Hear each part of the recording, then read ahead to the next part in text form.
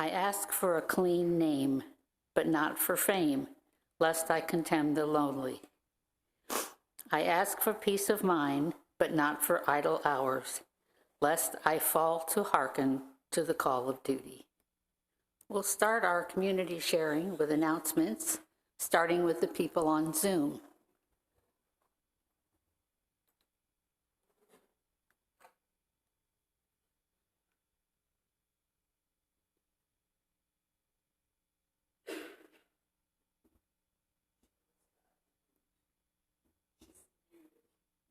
Oh, Teresa, you're muted.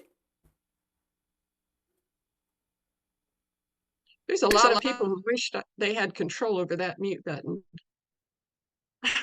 Okay, so today starts our week of Family Promise support. We will be providing meals for the shelter house, the women and their families that are living in the shelter, as well as any of the food that is gathered there at the meeting house. I will be delivering that to the resource center, which will help the families that can't get into the shelter for one reason or another. So I really appreciate everybody who's chipped in and everybody who volunteered to bring evening meals, and give me a call if you have any change in circumstances, or if anything comes up where you can't follow through on your meal, or if you have any concerns, just be sure to give me a call and let me know. And we'll have another great Family Promise support week.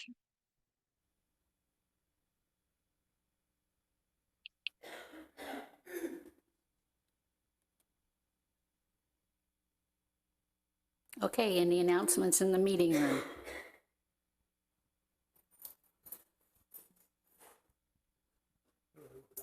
Jeff Gabbard and hello? All right. Jeff Gabbard, and I'm speaking for Anita since she's out today. Our spring hike is being repurposed. We are not going to DePaul Nature Park. We are now going to take part in an anti-gun violence peace walk in downtown Indianapolis. I don't have all the details and whatnots about it yet, but Anita will get that when she comes back and we'll communicate it out. But the date is the same. It's still April 27th, but now it will be a peace walk, which I think fits very well with our Quaker values. I'll let you go and then. No, you go. Okay. That first, I'll get up. Okay. I love it when we have good announcements. Joanne Gulley, and we have wrapped up our first book club, and we are getting ready to start our next one. We will meet the first Sunday in April from noon till 2-ish. So pack your lunch. And this time we're doing a book called Everyday Vitality, and is written by a I believe she was a psychiatrist who talks about, she said we always concentrate on what is wrong when someone comes in for counseling and therapy. This is concentrating on what is right. So don't think that it's toxic positivity. It is not that at all. But it is what we can do looking outside of ourselves to make our journey better. So if you are interested in joining us and you weren't part of last time's book club, let me know and we will get you on the email list. It's a pretty darn good time. We do a lot of laughter and some tears, but it's a very good time. Let's see. Becky. Okay. Good morning. This is Becky Horton, and I would like to report on Kunat. I haven't spoken about it in a while. Randy and I took a load of food on Wednesday, March 13th, and Mabel says to say thank you. If you don't know, Mabel is the director of the Kunat Food Pantry, and she's thank you, and she loves that Fairfield is still contributing because she needs as much help as she can get. She proudly showed us the inside of the building. It's looking much better. I'm not going to go into details because I did put a news article in the April newsletter, so that'll be a few more details about what's going on inside the building. Back in December, just before Christmas, I think I mentioned that the shed that Fairfield purchased for them was demolished, unfortunately by a drunk driver. Yes, it was covered by insurance, but you know how it is with insurance companies. I'm not saying she's fighting with the insurance company, but she's at odds with how much they're willing to give her to replace the shed. They have found in one of the stores in Poland, which is where Kunat is located, a repossessed used shed that they want her to purchase, which she's not really happy with. So she's hoping to have something sometime this spring, but we'll keep you updated. Anyway, and again, thank you from Mabel and thank you from Outreach. For those of you that don't know, the food that we collect in the baskets in the little red wagon gets taken to Kunat, and some of it, Ann Gautier's her clients get some of that too, but that's where most of that food goes. Thank you very much. And the money that's in the baskets. Anything else? Oh, let me do it. Okay. I wasn't sure. Okay, it's Becky McClung. In the tradition of the Daffodil Ministry, the mention of daffodils, I'm going to say this today. We see beautiful daffodils all around. I also wanted to thank Bill Smith because I see the ones that we planted a few years ago are looking really nice back here. But several of us had a tradition off and on of going around Easter time. That's when the daffodils are in the height of bloom. Normally down to Link Observatory, there's a naturalized daffodil field by Mrs. Link that was started years ago. It's a very simple gathering, but there's some of us that are going. We've already talked about it in the book club. I don't know, I'm gonna send something out to the book club email distribution this week and kind of check in and see who all's gonna be able to come.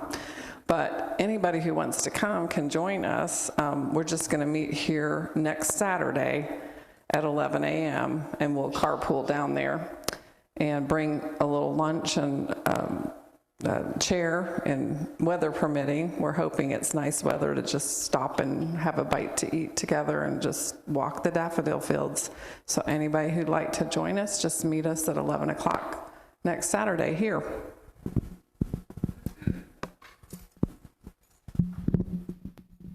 Jan Baker, and I just wanted to remind everyone of the Easter egg hunt at 10 o'clock next Sunday. Hopefully the weather will be all right so that we can be outside. If any of you brought candy, give it to me after church, and if anyone wants to help us, we'll be in the children's church room filling eggs today. Thank you. I have a schedule reminder for next Sunday. If you're used to coming at 10:30 for programmed worship, come ahead, that's fine. But it is a fifth Sunday when we traditionally have unprogrammed worship instead. And so to accommodate everyone, at 9 o'clock we will have unprogrammed worship. Then we have an Easter egg hunt somewhere in the middle there, and programmed worship scheduled at 10:30. So, and there will not be any chat room next week because we couldn't wedge that one in too.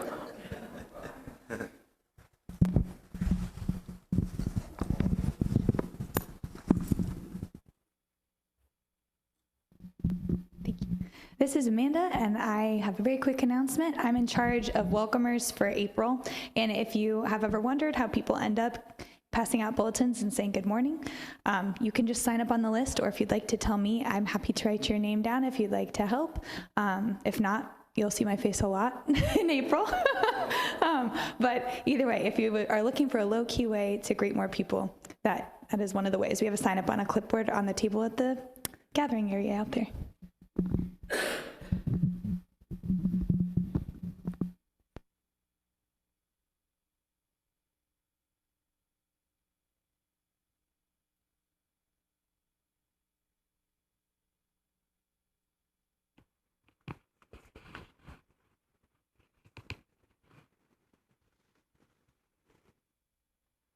Oh God, we are grateful today for all good things. For people of goodwill and nobility who teach us better ways.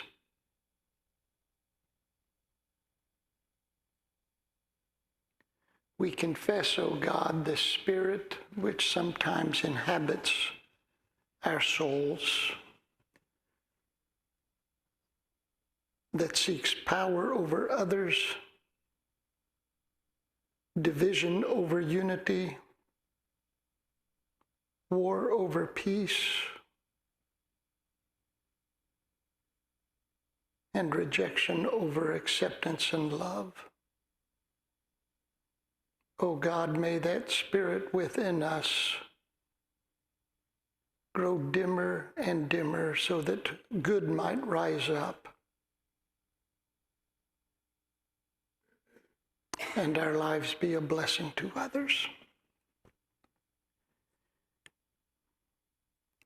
We remember especially, oh God, today those who hurt, those on the margins of our society whom we have placed there.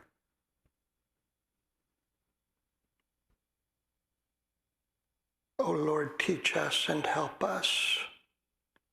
Make them front and center, not just in our lives, but in our world. For, oh God, we know that those who have been broken the most are often the wisest and the most able to teach us.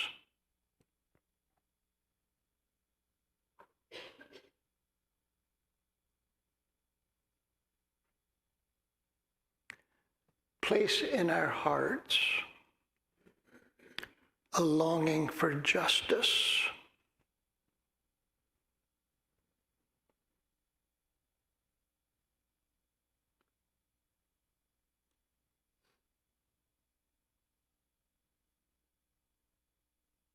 Until all the world and all your people in it are loved and valued and cherished and cared for.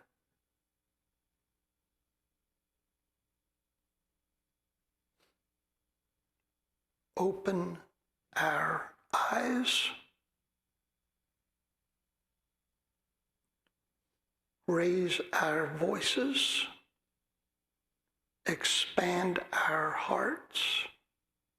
O God, this day and always, that we might do good and love mercy and do justice all the days of our lives. This is our prayer this first day morning. Amen. Well, as Becky said, we collect food on Sunday mornings for Kunat and for those who do not have what we so abundantly have. So if someone could come help Jimmy pull a wagon and gather food, that would be most helpful.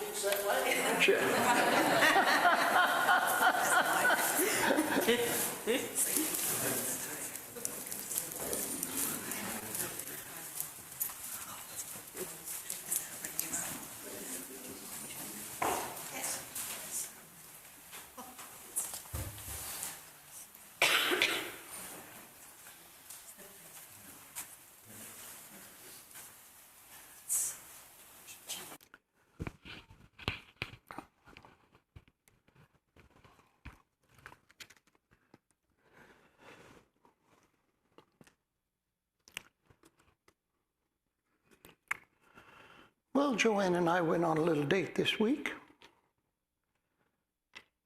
When we went on our first date, it was to a big fancy restaurant 42 years ago, and this week we went to Culver's. Things have changed a little bit.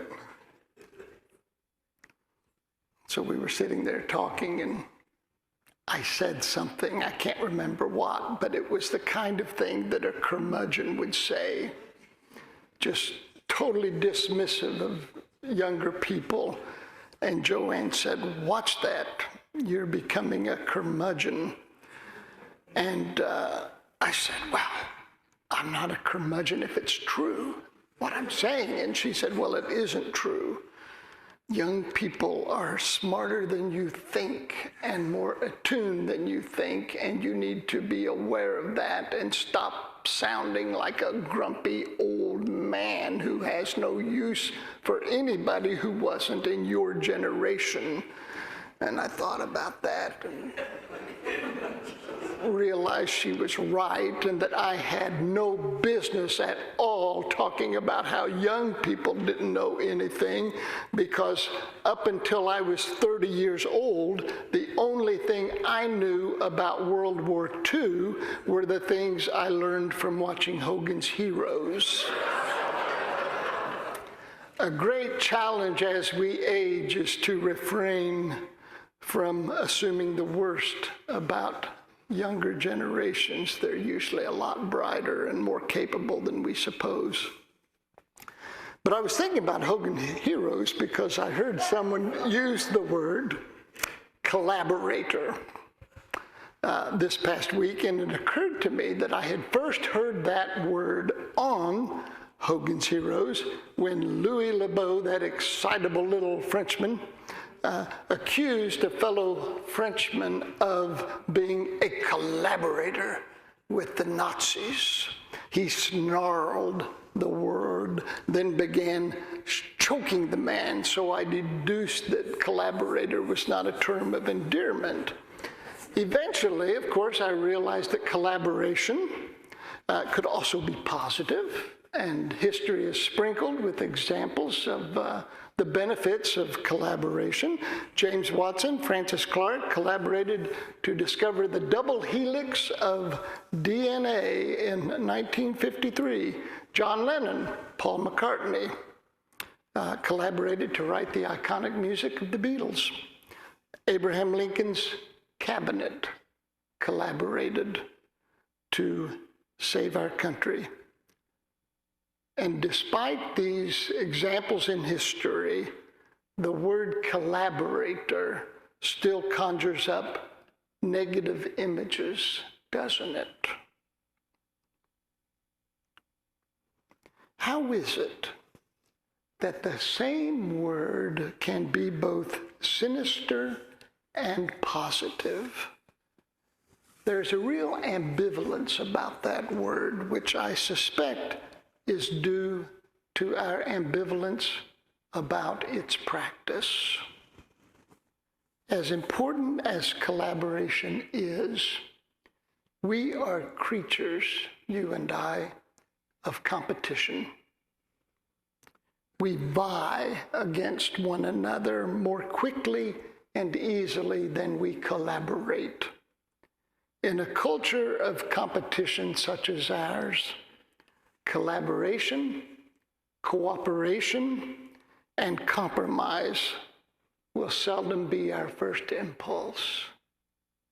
Note today how the Speaker of the House, Mike Johnson, is in trouble with the far right wing of his political party for collaborating with President Biden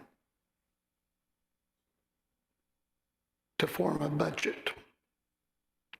We've been discussing this past month Quaker qualities, our testimonies, more specifically simplicity as generosity, peace as consistent compassion, integrity as integration, equality as democratic discernment, and today I invite us to consider community as cooperation and collaboration, as opposed to competition. I was watching recently, because I have too much time on my hands some days, so I was watching YouTube and I just Googled State of the Union speeches because I kind of wanted to see them through modern history, the speeches that the presidents have given. So I was watching a video of George H.W. Bush, the father, the first Bush president, giving his State of the Union address to Congress after the Berlin Wall had fallen in 1989. And he stood in that State of the Union address and announced that the United States had won the Cold War, and everyone in the chamber leapt to their feet, Democrats and Republicans alike, and cheered and clapped, and I even heard a woo-hoo or two. It reminded me of when I was a teenager and my dad took me to a Notre Dame football game. And when Notre Dame won, it was the same kind of cheering. We won the contest, like America had just won a football game. That year, 1977, Notre Dame went on to win the national championship, and my father assured me we were watching the start of a football dynasty that would go on for decades, which turned out not to be the case. For those of us who were confident that Russia had embraced democracy and would be a partner for peace after the Cold War, well, it turns out we were overly optimistic about that too. The peace dividend, if it ever happened, did not long endure. But it is a curious fact of human nature that our hearts beat faster, our moods soar higher at the prospect of competition. Bertrand Russell once said that life is nothing but a competition to be the criminal rather than the victim. And while I realize most of us don't want to be criminals, I also suspect that most of us, if we're honest, have an inordinate fear of losing, of being bested, of someone else getting the upper hand. We have an insatiable, unquenchable appetite for victory, which makes collaboration, cooperation, and compromise especially difficult. Years ago, when I realized there was more to World War II than what I had learned on Hogan's Heroes, I began reading about not only the military cooperation that led to the Allied victory, but also to the political collaboration that made possible the defeat of Hitler's fascism. I learned of the incredible friendship between Franklin Delano Roosevelt and Winston Churchill, of their deep and mutual respect and genuine fondness for one another. It wasn't one of these cases where world leaders got along because they knew they had to. They genuinely respected and loved one another. In the darkest days of the war, in the waning days of 1941, Germany and Italy were in control of Europe from the English Channel to the Black Sea. Hitler's army was besieging Leningrad. Japan had swept through the Philippines and British Malaya, forcing Hong Kong's surrender on Christmas Day. It was a dark time of history. So Churchill boards a ship and sails across the Atlantic Ocean to meet with Roosevelt at the White House, where they planned their response to fascist tyranny. It became their habit to meet late into the middle of the night, sometimes until 2 or 3 in the morning, to talk and to plan. And one evening, excited by an idea and not wanting to wait till the next day to share it with Churchill, Roosevelt wheeled himself into Churchill's room to find Churchill naked, having just taken a bath. Whenever Joanne complains about my baths, I mention that Winston Churchill spent 2 to 3 hours a day in the bathtub all through World War II, and that when you think about it, taking a bath is actually our patriotic duty, as I see it. And so there was Roosevelt and Churchill.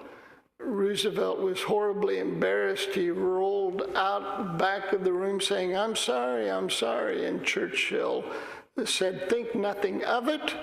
I have nothing to hide from the President of the United States. It is this transparency that makes our cooperation and collaboration possible. When our intention is to contend with others, we will always have our secrets. We will always hold back, always have one thing or another we keep from each other.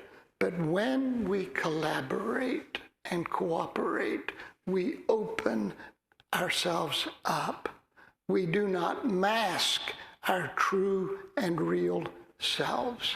Now, as Quakers, living as we do in a time of great division, when so much seems at stake, not only in this nation, but in our world, when our progress of the past 50 years seems to be slipping away every day, just a little bit more. And we are anxious that this trend will not reverse anytime soon unless significant things begin to happen. As Quakers, we commit ourselves to making honesty and openness a priority. We have nothing to hide. We are not in a contest for political supremacy. We are in a contest for ethical dignity. We have nothing to hide. We are in a partnership for the betterment of the world. This is the Quaker vision for community. Since our first days, whether in our friendships, in our marriages, in our meeting, in our world, to devote ourselves unswervedly to the continued betterment of this nation, which requires cooperation, not competition. To do good requires many people to be united, valuing cooperation over personal gain.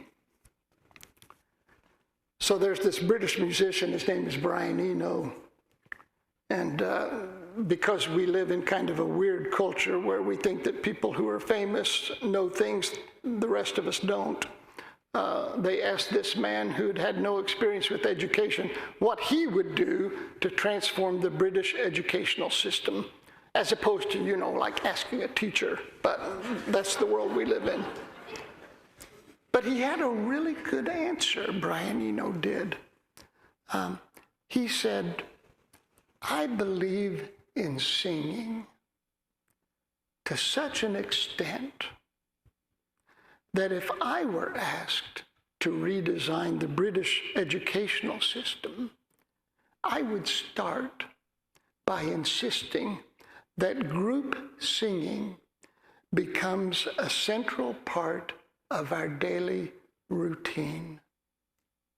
Group singing, he said, builds character.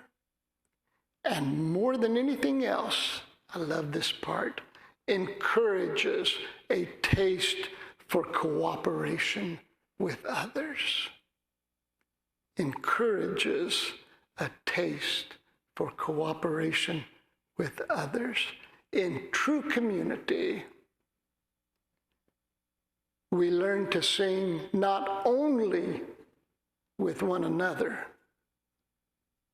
but with our world. Now, I try never to make a comment about our singing here at Fairfield, but that first song this morning, we have room for improvement. But the principle is important, and it's why we still sing here, because we know that when we cooperate to sing, we will cooperate to do even lovelier things.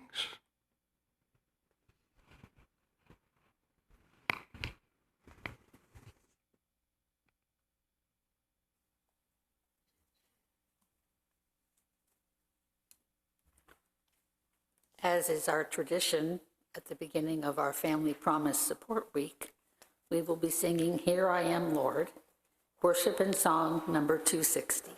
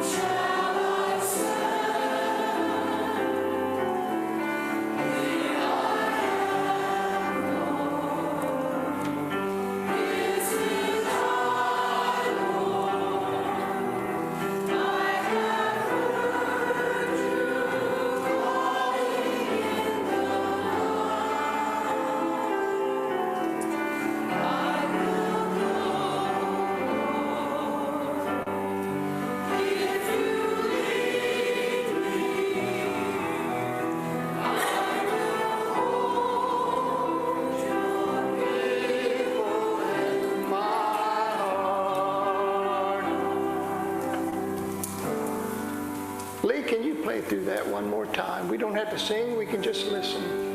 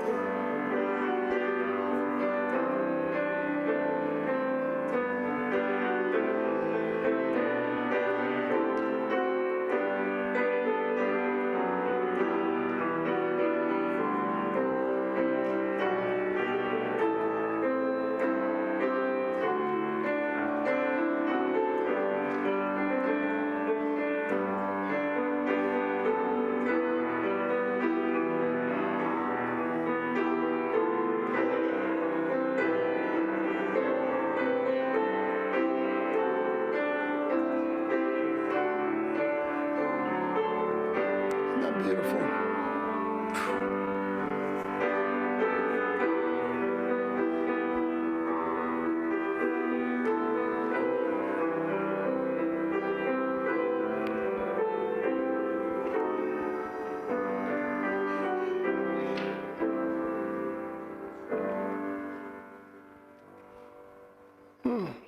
Lovely.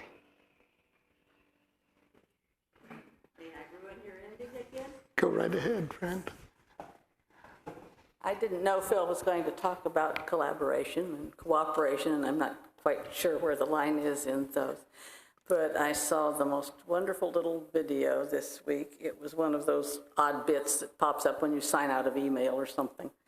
It was and this is basketball season, it was a tiny, tiny girls basketball team, 5 or 6, stood about yay tall. They were in a gym, they had uniforms, there were 2 teams. One little girl had the ball. She also had the tutu over her uniform, which made it rather distinctive. She had evidently done her 3 dribbles, or I suspect bounces, and the coach, you could hear the coach urging her, now pass the ball, pass the ball. And she stood there with the ball. And he says, now pass the ball to someone. You could just see the wheels going. One more time, pass the ball. Finally she, oh yeah, eeny, meeny, miny. She will be someone who is a good collaborator.